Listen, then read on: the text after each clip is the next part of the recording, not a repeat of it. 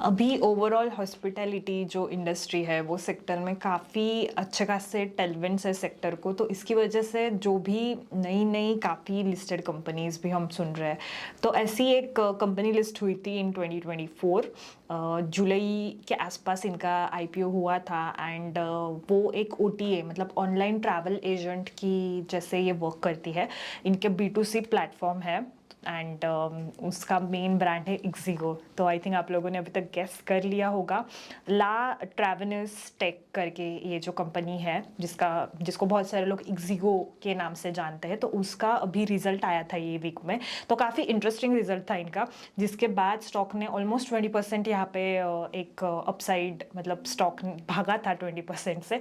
तो उसके ही एक इंटरेस्टिंग रिजल्ट है, इसलिए आई जस्ट थॉट कि एक छोटा सा एक समरी वीडियो करते हैं इस पे, जो Q1 FY26 के इनके रिजल्ट्स आए थे उसके बेस। तो हेलो एवरीवन, मेरा नाम है श्रुति खोपड़े और आज मैंने ये Q1 FY26 का अपडेट के बेस्ड एक छोटा सा वीडियो लाया है फॉर इक्सिगो कंपनी, जिसका मेन नाम है ला ट्रैवनस टेक लिमिटेड।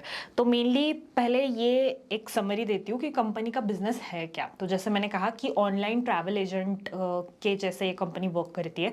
तो इनका B2C के लिए मतलब जो प्लेटफॉर्म है B2C के लिए, B2C सेगमेंट में ही ये मेनली केटर करते हैं। एंड जैसे मैंने ऑलरेडी नाम लिया, इक्सिगो करके इनका प्लेटफॉर्म है जिसमें ये रेलवे बुकिंग्स या फिर जो एयर टिकट की बुकिंग्स है, बस बुकिंग्स वगैरह, ये सब का वहाँ पे आप कोई कस्टमर बुक कर सकता है। टोटली B2C ही ब्रांड है। अगर हम इसका जर्नी भी देखेंगे तो इन्होंने इन्वेस्टर प्रेजेंटेशन में ही दिया था। तो जैसे मैंने कहा कि रिसेंट में ही आईपीओ हुआ है इन 2024। तो मेनली कंपनी चालू हुई थी 2007 में meta search as a meta search website act करती थी फॉर फ्लाइट्स। देन इन्होंने फिर IRCTC के साथ पार्टनरशिप की फॉर ट्रेन बुकिंग। तो कंपनी का major revenue chunk till FY24 train bookings through ही आता था। आगे हम वो भी देखेंगे थोड़ा बहुत यहाँ पे।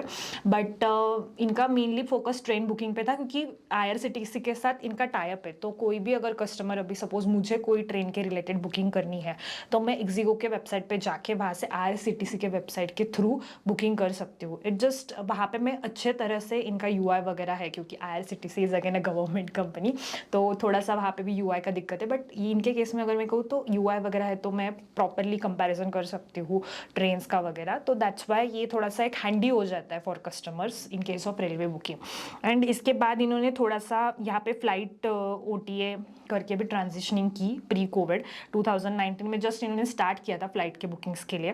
देन उसके बाद पोस्ट कोविड अगर देखें तो इन्होंने कुछ एक्विजिशंस किए हैं। अभी बस जैसे भी इनके ब्रांड्स है, जो बस बुकिंग मतलब नॉर्मल जो प्राइवेट बसेस होती है, तो उसके लिए भी यहाँ पे बुक कर सकता है। एंड प्लस कुछ वैल्यू एडेड सर्विस मतलब नॉर्मली इंश्योरेंस वगैरह छोटा मोटा ये सब वो देते हैं। तो ओवरऑल एक एज अ OTA एक्ट करता है। होटल की बुकिंग्स इनके पास नहीं है, तो बस ट्रांसपोर्ट के लिए ही कोई अगर कस्टमर है तो वो इक्सिगो के वेबसाइट पे जाके बुकिंग कर सकता है। मेनली इनको फायदा क्या है, तो IRCTC की वजह से ट्रेन बुकिंग्स का एक बोल सकते हैं कि कैश काउ बिजनेस है इनका, क्योंकि कंटिन्यूसली वहां से बुकिंग होनी ही है।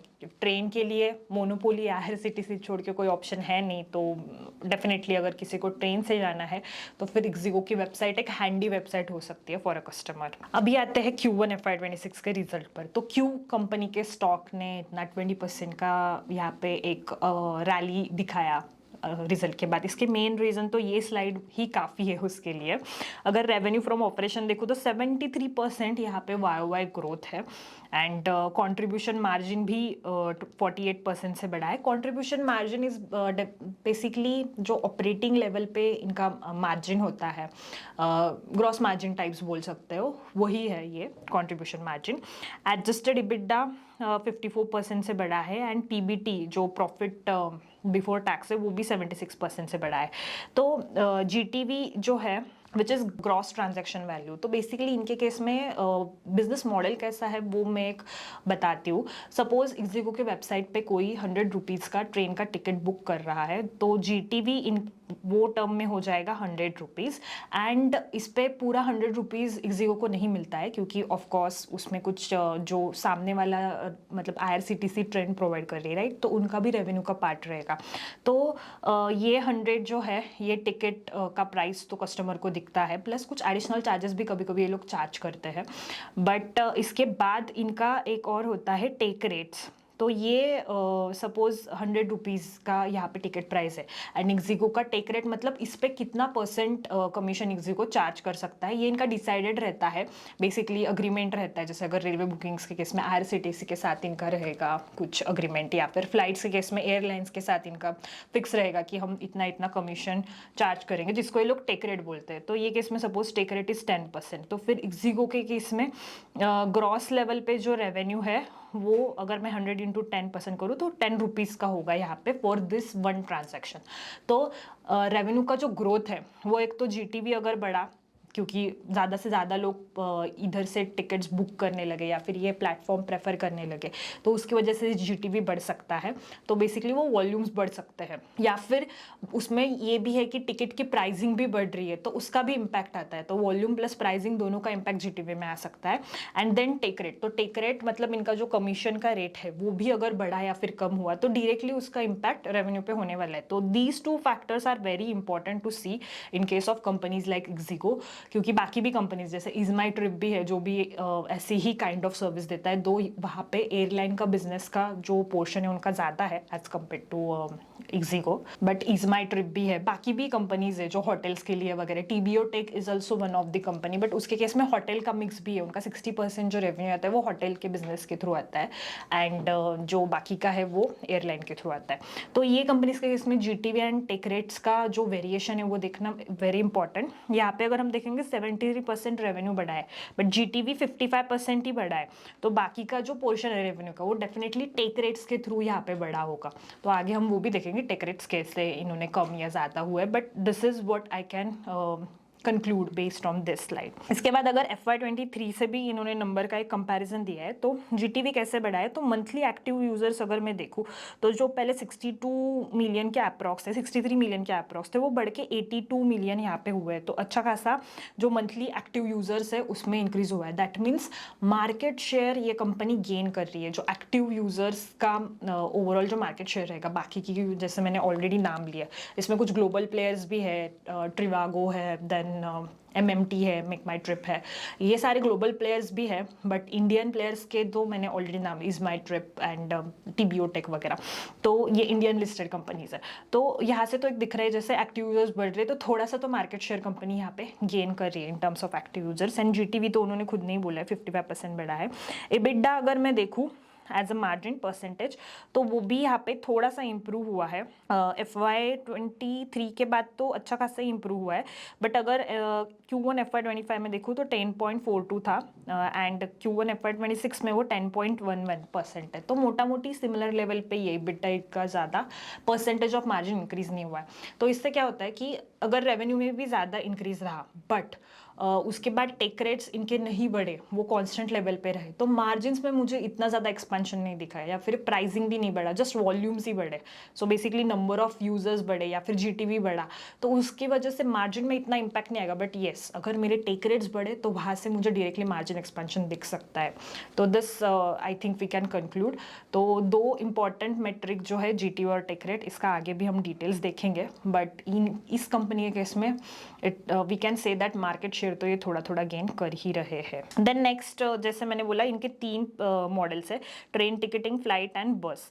तो जो इसमें भी आगे हम सेगमेंट वाइज अभी देखेंगे। GTV जो 55% से बढ़ा है, मेजर यहाँ पे बढ़ा है फ्रॉम फ्लाइट टिकटिंग। अगर फ्लाइट टिकटिंग का GTV देखूँ 81% से यहाँ पे, प्लस बस टिकटिंग भी 81 है।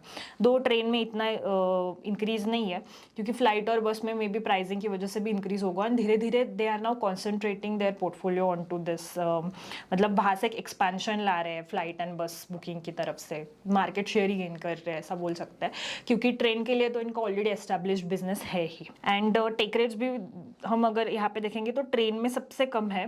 द रीजन बीइंग, ट्रेन में कैसा है कि IRCTC के साथ टाई अप है एंड वहाँ पे IRCTC का मोनोपोली है, तो वो जैसा बोलेंगे वैसा इनको थोड़ा सा सुनना पड़ेगा काइंड ऑफ है, क्योंकि टेक रेट्स वहाँ पे ये लोग ज़्यादा बढ़ा नहीं सकते हैं। क्योंकि अगर ज़्यादा बड़ा है तो फिर IRCTC का खुद का तो वेबसाइट है ही, तो दैट्स वाई वो एक थोड़ा सा ट्विस्ट बोल सकते हैं ट्रेन बुकिंग्स के केस में इनके लिए है। बट फ्लाइट और बस टिकटिंग में तो दिख रहा है कि अच्छा खासा टेक रेट्स इन्होंने यहाँ पे है ही। फ्लाइट में 9-2% और बस में ऑलमोस्ट 12% का टेक रेट है।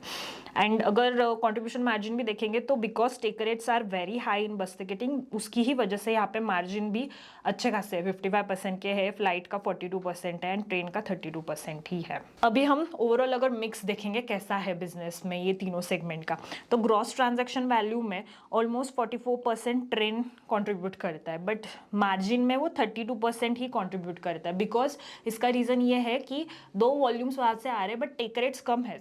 अगर पिछली स्लाइड में देखें 6% ही है, अगर मैं उससे कंपेयर करूँ बस टिकटिंग का 12% है, मतलब डबल टिक रेट है। तो दैट्स वाई दो बस टिकटिंग यहाँ पे जीटीवी में बस 15% के ऑड ही है, बट उसका कॉन्ट्रीब्यूशन मार्जिन जो मेनली प्रॉफिट में आता है वो 33% है। एंड फ्लाइट का भी यहाँ पे 40% के अराउंड है ग्रॉस ट्रांजेक्शन वैल्यू, जो 33% अराउंड ही यहाँ पे कॉन्ट्रीब्यूट कर रहा है। रेवेन्यू का भी मिक्स देखेंगे तो अगेन जीटीवी एंड रेवेन्यू में एज सच इतना फर्क नहीं है, क्योंकि जैसे मैंने कहा कि मेजरली सिमिलरी लेवल पे होता है। जीटीवी इज ग्रॉस लेवल पे एंड रेवेन्यू मतलब उसका कितना परसेंटेज ये लोग यहाँ पे दिखाते हैं, तो उसकी ही वजह से यहाँ पे ट्रेन में 40% के अप्रॉक्स इनका रेवेन्यू का मिक्स है, बस का 25% है और फ्लाइट का 30% है। तो ऑलमोस्ट ऐसे बोल सकते हैं कि 40-30 और 25-20 का मिक्स है फ्रॉम रेलवे, फ्लाइट और बस। बट येस, इनके लिए फ्लाइट एंड बस बुकिंग के टेक रेट्स बहुत हाई है एज कम्पेयर टू ट्रेन। अगर टेक रेट्स की ही अभी बात हो रही है तो अगर हम आगे टेक रेट्स के पहले वाले भी नंबर्स देखें, क्योंकि कंपनी रिसेंट में लिस्ट हुई थी तो Q1 FY25 के पहले जो क्वार्टरली नंबर्स है वो इतने इनके अवेलेबल नहीं है, बट उसके बाद भी अगर हम टेक रेट्स देखेंगे तो ट्रेन टिकटिंग में कंटिन्यूसली एक बैंड है 6.2 to 6% के आसपास का, उसके ऊपर ये जा नहीं रहे हैं। तो उसमें एक वॉलेटिलिटी यहाँ पे दिखती है, बिकॉज अगेन मैंने जैसे कहा IRCTC का मोनोपोली है, तो वहाँ पे टेक रेट्स बढ़ाने का इनको चांसेस कम है या फिर स्कोप भी कम है as compare to flight ticketing. अगर देखें तो वो Q1 FY25 में 7.62 था टेक रेट, जो भी बढ़ के 9.2 हुआ है। तो यहाँ पे एक कंसिस्टेंट इंक्रीज दिख रहा है, दो थोड़ा बहुत सीजनलिटी का भी फैक्टर होता है, क्योंकि Q1 थोड़ा सा सीजनली कभी कभी अच्छा भी हो सकता है, समर हॉलीडेज वगैरह होते हैं बिकॉज ऑफ दैट। दो Q2 Q3 थोड़ा सा मॉडरेट लेवल पर, Q4 तो अच्छा ही होता है क्योंकि क्रिसमस वगैरह भी होता है, तो बिकॉज ऑफ दैट वो भी एक फैक्टर है। But we can say that flight में they are increasing. Even bus ticketing में भी 11% का जो उनका टेक रेट था Q1 में वो बढ़ के 12.2% हुआ है। तो टेक रेट्स इनके अच्छे खासे इंक्रीज ही हो रहे हैं इन बोथ दीज सेगमेंट, उसकी वजह से कॉन्ट्रीब्यूशन जो है वो इंक्रीज हुआ है as compare to last year. ये एक मेन की रीजन है। नेक्स्ट, अगर मैं इज माई ट्रिप के साथ इसको कंपेयर करूँ, क्योंकि ये थोड़ा सा एप्पल टू एप्पल कंपैरिजन लगता है, इज माई ट्रिप के भी प्लेटफॉर्म पे हम लोग जैसे बस के लिए, फ्लाइट के लिए बुकिंग कर सकते हैं। रेलवे का इतना पोर्शन है नहीं as compare to Ixigo, but yes अगर दो बाकी सेगमेंट से यहाँ पे कंपैरिजन करूँ तो वो कंपेरेबल है। तो यहाँ पे क्लियरली दिखता है जो जीटीवी है इक्सिगो में वही same number EaseMyTrip report करता है as a gross booking revenue. तो अगर मैं FY25 और 24 के बस नंबर देखूँ, क्योंकि अभी तक इसका इज माई ट्रिप का Q1 का रिजल्ट नहीं आया है FY26 का, बट अगर मैं पहले वाले ही नंबर देखूँ तो यहाँ पे कुछ इंक्रीज है ही नहीं जीटीवी में FY25-24 में। दो इन केस ऑफ इक्सिगो अच्छा खासा इंक्रीज है, लाइक ऑलमोस्ट 25% बोल सकते हैं जीटीवी में इंक्रीज है ऑन YOY बेसिस। तो इसकी ही वजह से एडजस्टेड रेवेन्यू जो है इज माई ट्रिप का वो भी कुछ इंक्रीज नहीं हुआ है, बट यहाँ पे अगर देखेंगे तो यहाँ पे भी अच्छा खासा इंक्रीज है इक्सिगो केस में। तो ये ही दिख रहा है कि बाकी जो प्लेयर्स है वो स्ट्रगल कर रहे हैं, दो इक्सिगो इज डूइंग समथिंग कि जिसकी वजह से इनके यहाँ पे जो जीटीवी है वो भी बढ़ रही है, क्योंकि रेलवे से हटकर वो थोड़ा सा बाकी सेगमेंट्स में भी अच्छा खासा मिक्स ला रहे हैं, टेक रेट्स भी बढ़ा रहे हैं। तो इसका रीज़न कुछ तो यहाँ पे डिस्काउंट्स या फिर एडिशनल टाइप्स वगैरह ये कर रहे हैं विथ द बस ऑपरेटर या फिर जो एयरलाइन ऑपरेटर्स, जिसका ही इम्पैक्ट इनके जीटीवी इंक्रीज में दिख रहा है, which is very good point for the company. But again अच्छी कंपनी है, ग्रोथ रेट भी अच्छा है, they are consistently increasing take rates, but उसकी ही वजह से वैल्यूएशंस भी काफ़ी स्ट्रेच आउट है।